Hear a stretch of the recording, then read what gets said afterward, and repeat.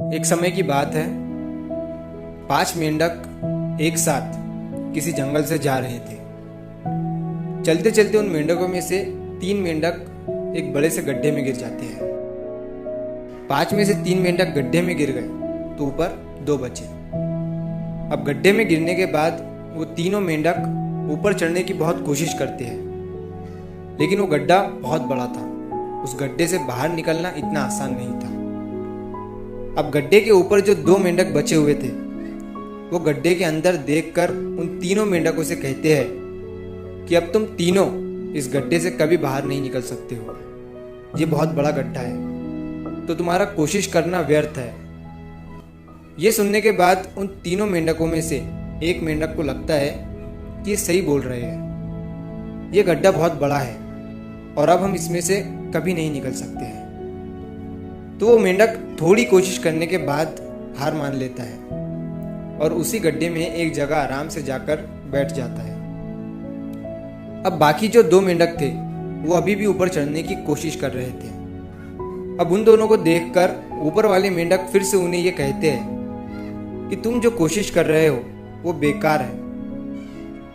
तुम इस गड्ढे से कभी बाहर नहीं निकल सकते हो और अब तुम्हें अपनी सारी जिंदगी इसी गड्ढे में गुजारनी पड़ेगी।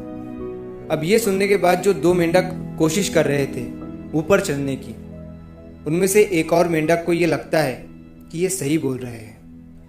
अब हम इस गड्ढे से कभी बाहर नहीं निकल सकते हैं और वो भी हार मानकर बैठ जाता है। लेकिन अभी भी उनमें से एक मेंढक ऊपर चढ़ने की कोशिश कर ही रहा था। ऊपर वाले 2 मेंढक उसे भी कहते हैं कि क्या तुम्हें सुनाई नहीं दे रहा है? उन दोनों ने हार मान लिया है और तुम अभी भी ये सोच रहे हो कि तुम इस बड़े से गड्ढे से बाहर निकल सकते हो।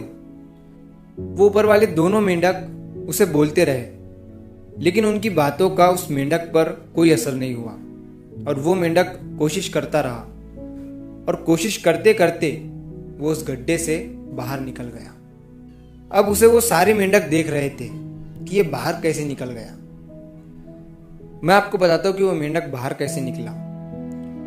वो मेंढक इस बड़े गड्ढे से इसीलिए बाहर निकला क्योंकि वो मेंढक बहरा था, उसे कुछ सुनाई नहीं देता था।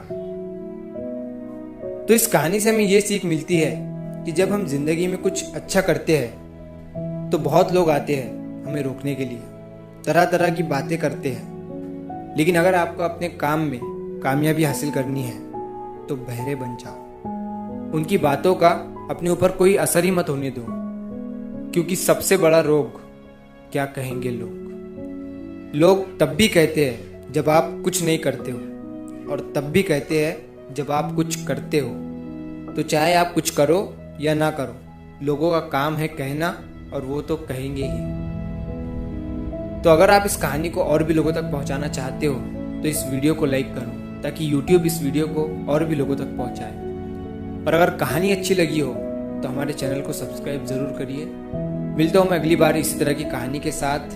तो सब्र करो, शुक्र करो और जिंदगी में आगे बढ़ो।